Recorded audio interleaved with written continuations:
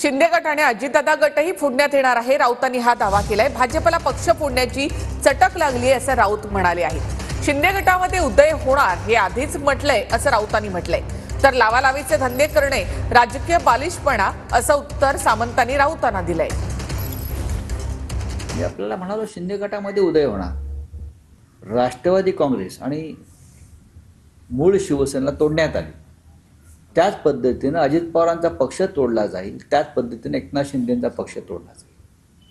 भारतीय जनता पक्षाला ही चटक लागलेली आहे पक्ष तोडण्याची देशभरामध्ये, फक्त इथे नाही।